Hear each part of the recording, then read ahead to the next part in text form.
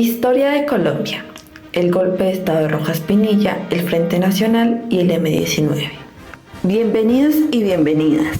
Mi nombre es Sofía y hoy hablaremos sobre 3 momentos clave de la historia contemporánea de Colombia.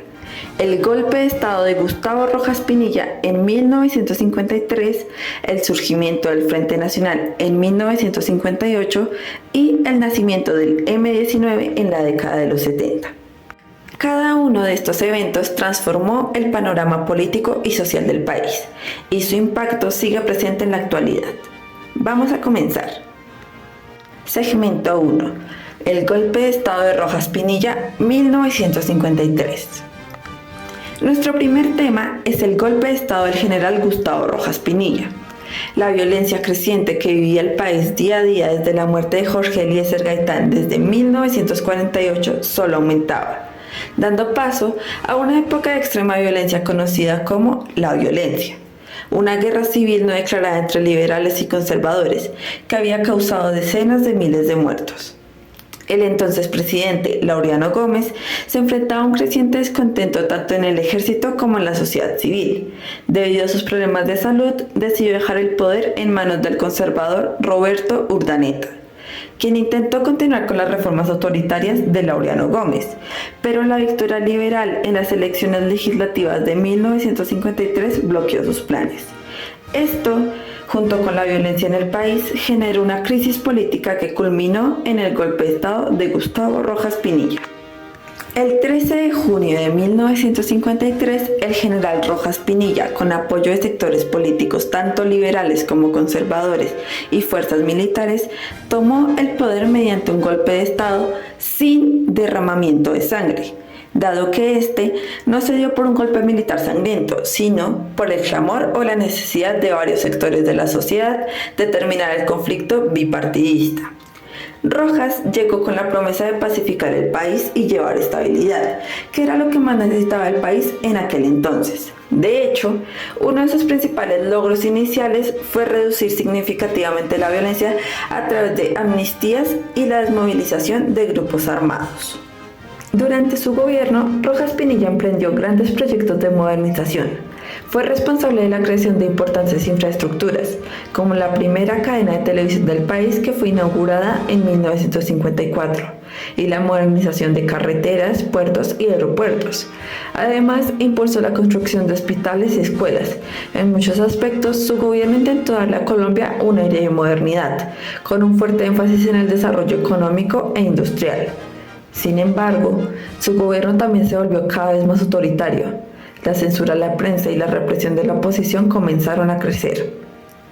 Uno de los episodios más oscuros de su mandato fue la masacre de estudiantes del 8 y 9 de junio de 1954 en Bogotá. Ese día, estudiantes de la Universidad Nacional y otras instituciones realizaban una manifestación pacífica para conmemorar el primer aniversario de la muerte de un compañero asesinado por la policía. Durante la protesta, el ejército abrió fuego contra los manifestantes, dejando al menos 11 muertos y decenas de heridos. La masacre provocó una indignación nacional e internacional y marcó un punto de quiebre en la popularidad de Rojas Pinilla. La violencia contra los estudiantes simbolizó el giro drástico de su gobierno. A pesar de los avances en infraestructura y desarrollo, la represión, la censura y la creciente corrupción comenzaron a aislarlo del apoyo que inicialmente tenía. Finalmente, el 10 de mayo de 1957, con la combinación de descontento social, crisis económica, protestas, la pérdida de apoyo político y militar y las acusaciones de corrupción en su gobierno, Rojas Pinilla fue forzado a renunciar y se exilió, dejando un legado contradictorio en la historia colombiana del siglo XX. Segmento 2. El Frente Nacional, 1958 a 1974. Tras la salida de Rojas Pinilla, Colombia vivía una crisis de legitimidad política. Para evitar una nueva guerra civil entre liberales y conservadores, ambos partidos firmaron un acuerdo, conocido como el Frente Nacional. El Frente Nacional se estableció oficialmente en 1958 y se basó en la alternancia del poder. Los liberales y conservadores se comprometieron a alternarse en la presidencia y compartir el control del Congreso durante un periodo de 16 años. Este pacto resultó en que el Partido Liberal ocuparía la presidencia en los primeros 4 años, seguido por los conservadores en los siguientes y así sucesivamente. Si bien el Frente Nacional logró detener la violencia política y traer estabilidad económica temporalmente, tuvo importantes limitaciones, como, primero, la exclusión de otros movimientos.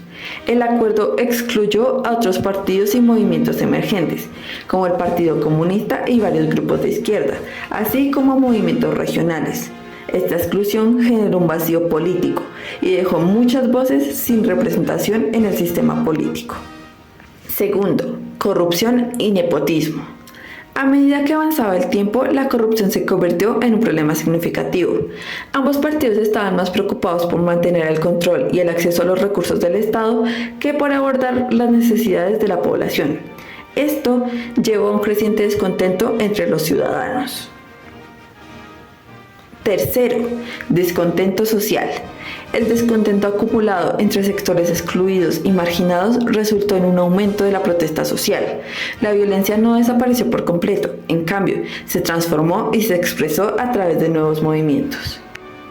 El periodo del Frente Nacional intentó estabilizar Colombia y fomentar el desarrollo económico, pero también se caracterizó por la creciente insatisfacción social y no logró resolver las desigualdades sociales y políticas, lo que aumentó la violencia y la radicalización política. Esto propició el surgimiento de nuevos movimientos políticos y guerrilleros, como el M-19, que desafió el sistema bipartidista.